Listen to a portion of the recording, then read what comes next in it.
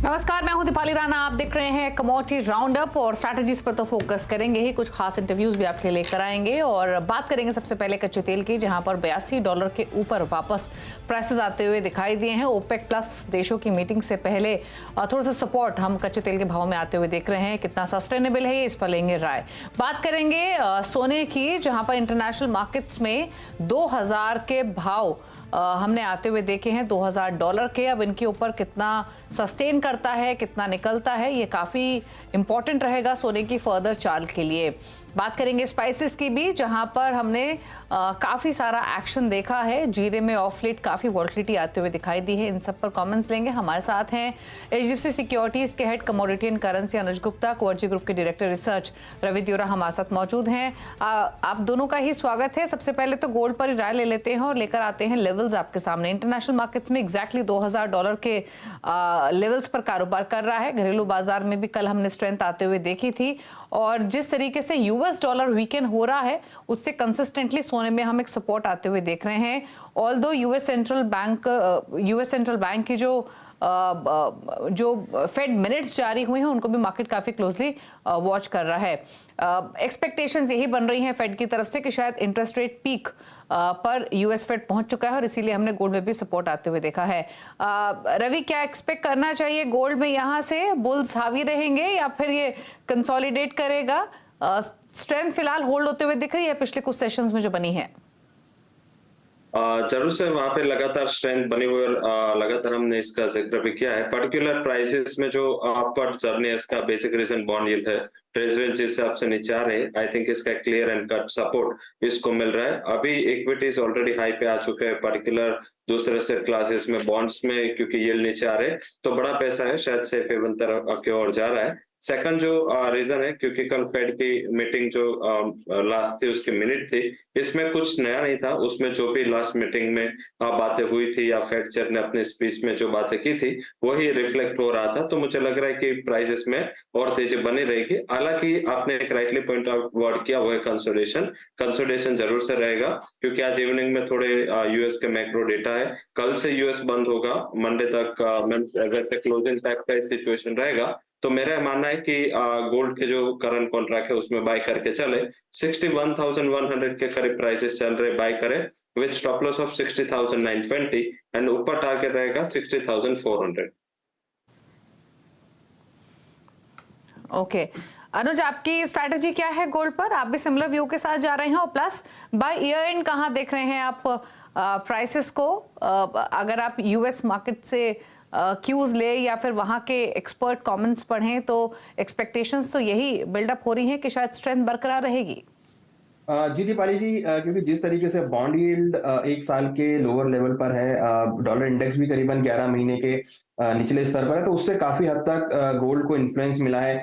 Domestic level पर gold का import भी काफी बढ़ा है। तो हम देख भी रहे हैं कि गोल्ड एक कंसोलिडेशन होता है, फिर एक जंप लेता है, फिर कंसोलिडेशन, फिर एक जंप लेता है। तो मुझे लगता है कि जैसे कि अब यूएस में हॉलीडे है 2-3 दिन का, तो थोड़ा सबड्यूड मार्केट रहेगा, थोड़ा कंसोलिडेशन आपको यहाँ देखने को मिलेगा। बट हाँ, जिस तरीके से कल एक मोमेंटम देखा गया है, तो मुझे लगता है कि बाय ऑन डिप्स की स्ट्रेटेजी आपको देखने को मिल सकती है। नीचे हमें लगता है कि गोल्ड की जो रेंज है वो हमें लगता है कि नीचे में करीबन 60,800 से लेकर 61,300 के बीच मार्केट रह सकता है। इस रेंज के बीच रहेगा। अगर आप इंटरनेशनल मार्केट वाइज देखेंगे तो करीबन $1980 से लेकर $2010 के बीच में मार्केट मूव कर सकता है। तो मुझे लगता है कि मार्केट इसी रेंज में रहेगा और कहीं ना कहीं जो कंसोलिडेशन है वो फॉर्म यहाँ पर हो सकती है। बट अगर हम जैसा कि एक ईयर एंड तक की बात करें तो मुझे लगता है कि गोल्ड में एक पॉजिटिव कंसोलिडेशन देखने को मिलेगा और हम एक्सपेक्ट कर रहे हैं कि ऊपर में $2020-2030 तक के लेवल आपको ईयर एंड तक देखने को मिल सकते हैं। ओके तो ये बात हुई गोल्ड पर, जहां पर व्यू पॉजिटिव ही बन रहा है नियर टर्म और स्लाइटली ब्रॉडर आउटलुक के पर्सपेक्टिव से। और जिस तरीके से डॉलर इंडेक्स 2.5 महीने के लोअर लेवल्स पर है, बॉन्ड यील्ड 2 महीने के लोअर लेवल्स पर ट्रेड कर रही हैं, यूएस में स्लोइंग इन्फ्लेशन के साइंस मिले हैं, रेट हाइक शायद फर्दर नहीं होंगी, ये सब तमाम फैक्टर्स हैं जो कंसिस्टेंटली सपोर्ट लैंड कर रहे हैं। चलिए बात कर लेते हैं सिल्वर की, जहां पर हम फिलहाल तो प्राइसेस फ्लैटिश साइड पर ही देख रहे हैं, लेकिन लॉन्गर टर्म में आउटलुक सिल्वर को लेकर कंपैरेटिवली गोल्ड के ज्यादा बुलिश दिखाई दे रहा है। लेकिन नियर टर्म में कैसे ट्रेड ले रहा है, इस पर करते हैं फोकस। रवि बताइए, क्या स्ट्रैटेजी रहेगी सिल्वर पर मौजूदा लेवल से? कंपैरेटिव गोल्ड सिल्वर वॉलेटाइल रहेगी। पर्टिकुलर प्राइसेस में थोड़ा रिस्क ये है कि जो बेस मेटल्स है वो लगातार अंडर परफॉर्म कर रहा है, और इस हिसाब से इसको बेस मेटल का जो वो 60% इंडस्ट्रियल मेटल है, तो वहां पे सपोर्ट की कमी है। चाइना अभी भी स्टिमुलस के लिए सोच रहा है, हालांकि स्टिमुलस के लिए कुछ ठोस अभी प्लान आए नहीं, तो इस हिसाब से मार्केट थोड़ा कंसोलिडेशन कर रहा है। हालांकि ट्रेंड पॉजिटिव है, काफी टाइम के बाद मींस के 3 से 4 ट्रेडिंग सेशन तक ये एक लेवल पे सस्टेन रहा है। मुझे लग रहा है कि जब तक ये 72,720 के लेवल के नीचे नहीं जाता, ट्रेंड पॉजिटिव बना हुआ है। थोड़े डिप पे बाय करने का ट्राई करें। अगर 73,000 ब्रेक होता है इंट्राडे में और 72,950 900 के करीब मिलता है, तो वहां पे बाय करें। स्टॉप लॉस लगा ले 73,500 का। मुझे लग रहा है कि थोड़ा 3 से 4 ट्रेडिंग सेशन का अगर होराइजन हो तो 74,000 तक के लेवल की उम्मीद करनी चाहिए। ओके, तो बाय एंड डिप्स की स्ट्रैटेजी रहेगी सिल्वर पर, कंपैरेटिवली गोल्ड के थोड़ा ज्यादा वॉलेटाइल रह सकते हैं प्राइसेस। लेकिन अब बात करेंगे एनर्जी पैक की। सबसे पहले कच्चे तेल पर फोकस करेंगे, जहां पर हम इंटरनेशनल मार्केट्स में $82 के ऊपर, कभी $82 के नीचे के लेवल्स लगातार देख रहे हैं। 26 नवंबर को ओपेक प्लस की मीटिंग है, और उससे पहले यहाँ पर एक रेंज में ट्रेडिंग होते हुए हम देख रहे हैं अगर ऑयल प्राइसेस की बात की जाए तो। अनुज, क्या सजेशन रहेगा आपका ऑयल पर? फिलहाल तो एक रेंज दिख रही है, लेकिन ट्रेड लेना हो तो ऊपर नीचे की तरफ कौन से लेवल्स इंपॉर्टेंट रहेंगे? क्या एक्सपेक्ट आप कर रहे हैं ओपेक प्लस मीटिंग से? देखिए, जो हमने एक मोमेंटम देखा है क्रूड के अंदर, वो इसी वजह से आया है कि ओपेक प्लस मेंबर जो प्रोडक्शन कट है उसको आगे बढ़ा सकते हैं, तो उसकी वजह से एक बाउंस बैक यहाँ पर आता हुआ दिखाई दिया। बट कहीं ना कहीं हमने पिछले 2-3 दिनों में जो रैली देखी है, मुझे लगता है कि अब एक थोड़ा ओवरबॉट सिचुएशन यहाँ पर आती हुई दिखाई दी है।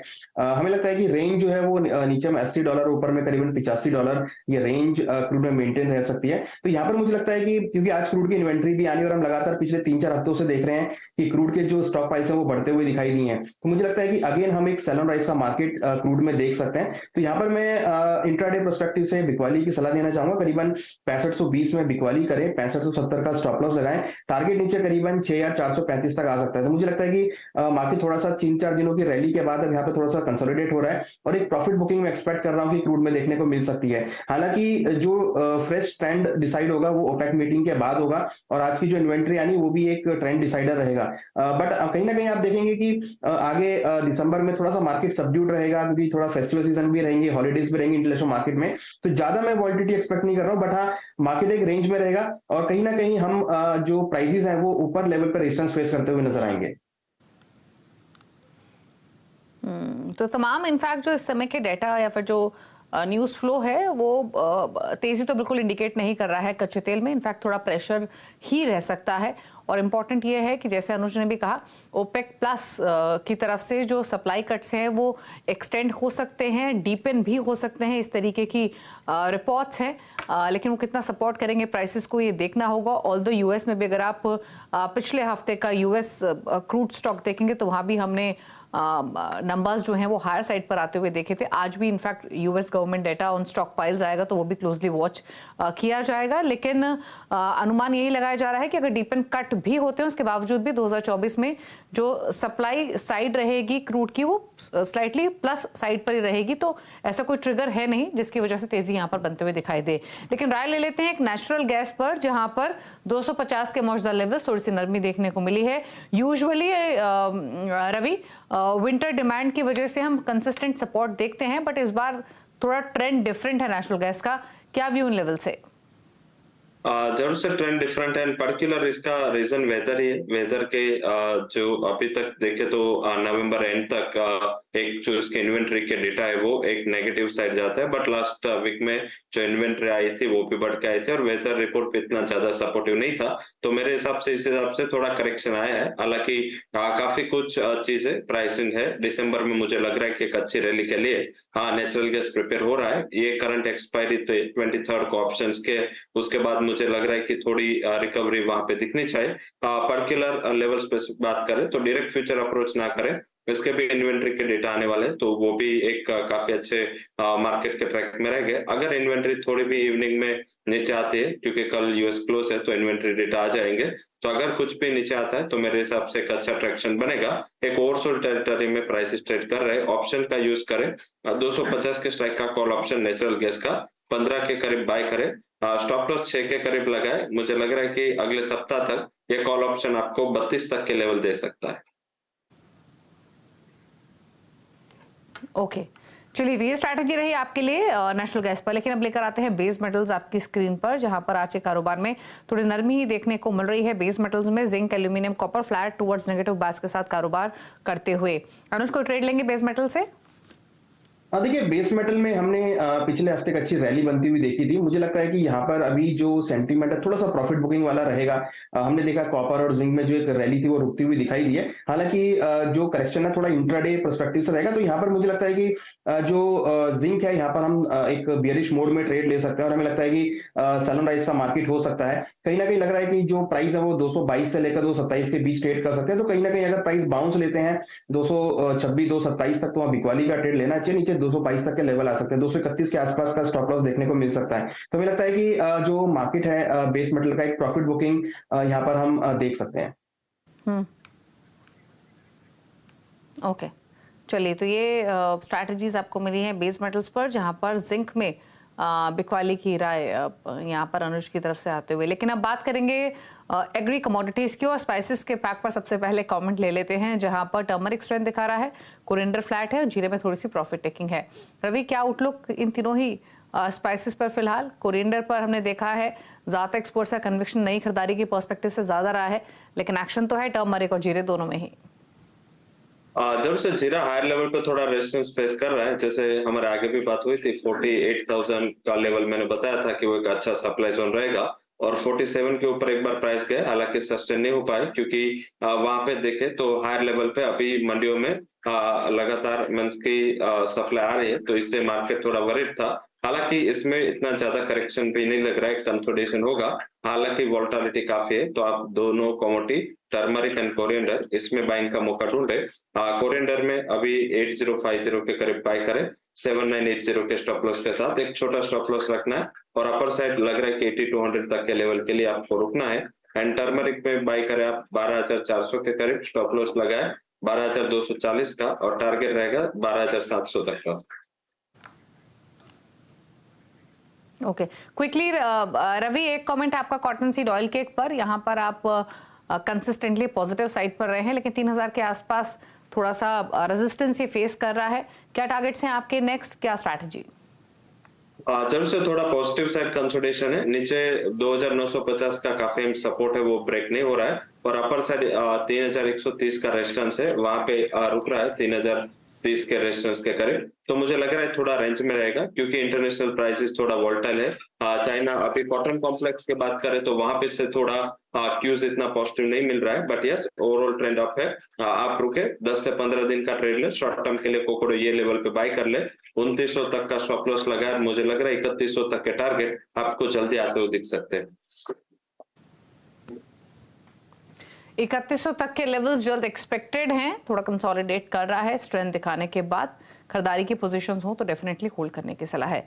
चलिए, शुक्रिया रवि और अनुज आप दोनों का ही शो में आने के लिए, अपने व्यूज, अपनी स्ट्रैटेजीज शेयर करने के लिए। रुक रहे हैं एक ब्रेक के लिए, ब्रेक के उस पर आपको सीधे लेकर चलेंगे इंडोनेशिया की कैपिटल जकार्ता में, जहां पर सस्टेनेबल पाम ऑयल पर राउंड टेबल चल रही है। लेकर आएंगे कुछ की हाईलाइट्स, कुछ खास इंटरव्यूज एक ब्रेक के बाद।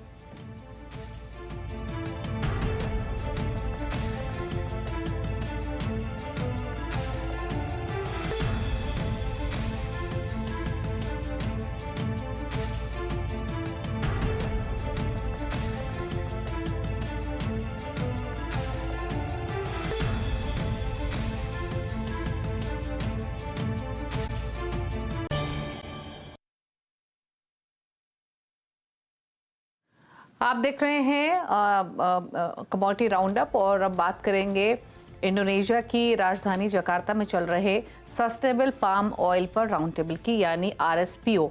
दरअसल ये एक एनुअल मीटिंग है, और इस बैठक में पाम ऑयल पर अगले 20 साल के लिए रोड मैप तैयार किया जा रहा है, जिसमें सदस्यता, सर्टिफिकेशन, प्रोडक्शन, सप्लाई और खपत जैसे तमाम मुद्दों पर चर्चा की जा रही है। RSPO की इस बैठक में साइम डाबी के CEO संदीप भान से एक्सक्लूसिव बातचीत की हमारे सहयोगी मनीषा गुप्ता ने। जिस तरह से हमने पाम को मूव होते हुए देखा है 2023 में, 2024 को लेकर अब आपकी क्या एक्सपेक्टेशंस है, अवेलेबिलिटी, प्रोडक्शन और एक्सपोर्ट्स? 2024 की सबसे मेन ये रहेगा कि सप्लाई थोड़ी सी घट जाएगी। विल पहले फर्स्ट क्वार्टर में तो डेफिनेटली घट जाएगी because we are already into a low production month. और ये जो साइकिल रहता है ये रहता है टिल नेक्स्ट ईयर मार्च तक का। So till March next year Indonesia के पास ऑलरेडी स्टॉक्स नहीं है because we had a very severe El Nino in the Kalimantan region. उसके चक्कर में Indonesian stocks are very low, so Indonesia doesn't have enough supplies. But Malaysia has equivalently enough supplies. Malaysian stock level today is 2.5 million tons, जो अब आहिस्ता-आहिस्ता draw down हो जाएगा till next year March. And by March, our S&Ds say that we will be landing up close to 1.7, 1.8 million tons of stocks. पर March onwards, April onward, in Malaysia में pickup आएगा production का. So both countries will see a pickup. At that point of time, till March, supplies will become an issue, but post March it will start increasing, and in that process आज palm oil nearby में बहुत cheap है compared to forward month. Okay. December January के shipments में price difference is $20, which speaks that nearby there is enough oil, but in coming months oil is getting less supply, and for that market has already started building premium for the forward month. India ने इस साल में record imports भी किए हैं। Of course सरकार का ध्यान यहाँ पर इन्फ्लेशन की तरफ था, अगले साल इलेक्शंस की तरफ भी था, और माना भी ये जा रहा था कि आगे जाके डिमांड काफ़ी अच्छी खासी आई थी, जो हुआ नहीं। अब यहाँ से आपको क्या लगता है किस तरह का इंडियन इम्पोर्ट देखने को मिलेगा और क्या प्राइसेस रह सकते हैं? जैसी मेरी बात मेरे कस्टमर से इंडिया में होती है कि उन सबका कहना है कि डिमांड तो रहेगी पाम ऑयल की। पहले जो हम S&Ds में ले रहे थे यहाँ पे 6 to 7 lakh tonne of oil every month will go to India, अब वो वैसा दिख नहीं रहा है। वो अब shifting to 8 to 900,000 tonne, 9 lakh tonne के आसपास, बिग डिफरेंस। और main reason also is because soybean oil अब नियर बाई शिपमेंट्स में $200 एक्सपेंसिव हो गया और सनफ्लावर ऑयल $100। इन दो प्राइस स्प्रेड को देखते हुए डिमांड शिफ्ट हो जाएगी वापस पाम की, और फिर पाम 2 हफ्ते में इंडिया पहुंच जाता है। सोयाबीन ऑयल आज लेंगे तो पहले तो नियर बाई शिपमेंट्स इतनी ज़्यादा अवेलेबल नहीं है, जो सप्लाई चेन बढ़ रही है प्राइसेस को देख के वो लगता है कि मार्च शिपमेंट, मार्च का ऑयल आते आते मई में आएगा, तो तब तक इंडिया के पास other than palm very limited option है, जिसके चलते Indian imports will continue to maintain a steady growth till March. After March, we have to see, because अभी जो March onwards palm oil और soft oils का spread that is very narrow. So we'll have to reassess in March what happens to the spreads, and accordingly supply demand will be driven. But till March, it looks palm is comfortable. Right, अब India as of now कितना depend करता है edible oil requirement के हिसाब से कि import पर? 60-65% की हम यहाँ पर बात करते रहते हैं, लेकिन क्या उसमें कुछ सुधार है? एक वो, और दूसरा ये कि जिस तरह से पॉपुलेशन बढ़ रही है, जिस तरह से उतने ही लैंड में ज़्यादा पाम ग्रो करने की बात की जा रही है, ज़्यादा एफिशिएंसी लाने की बात की जा रही है, उस मैप पे हम कहाँ? उस मैप पे सप्लाई के पॉइंट ऑफ व्यू से हम बहुत पीछे हैं। इंडियन डिमांड को देखते हो तो नीचे तो आ नहीं रही है, पॉपुलेशन ग्रोथ हो रही है, पर कैपिटा कंजम्पशन बढ़ता जा रहा है और रिक्वायरमेंट बढ़ती जा रही है। The increase in Indian demand को ऑफसेट करने के लिए ग्रोथ कहीं पे उतनी ज्यादा सप्लाई की है नहीं। The only thing this year what was a big surprise the markets globally was that China didn't come in a big way. This year Chinese economy was not doing that well, and market was anticipating that China will turn around and we will see a big demand from them. That was a bit of a disappointment for us. उसके चलते जो वो China की excess demand थी वो उस आई नहीं, और पर इंडिया ने जबरदस्त ऑयल इंपोर्ट करा, पर फिर भी वो मलेशिया से जो चाइना जाता था ऑयल वो उतना जा नहीं पाया। That's why we saw bit of a high growth in the stocks in Malaysia. पर ये सारा सिनेरियो बदलेगा। चाइना की ये जो फरवरी में चाइनीज न्यू ईयर आ रहा है, उनको चलते दिसंबर जनवरी में लेना ही लेना है, डिमांड उनकी आएगी। इंडिया की डिमांड रहेगी ही रहेगी। सॉफ्ट ऑयल्स के और पाम ऑयल के स्प्रेड को देखते हुए रेस्ट ऑफ द वर्ल्ड भी पाम ऑयल लेगा ही लेगा। But we like I said earlier, we are entering into a low production month. In low production months में स्टॉक सप्लाई भी कम होती जाएगी।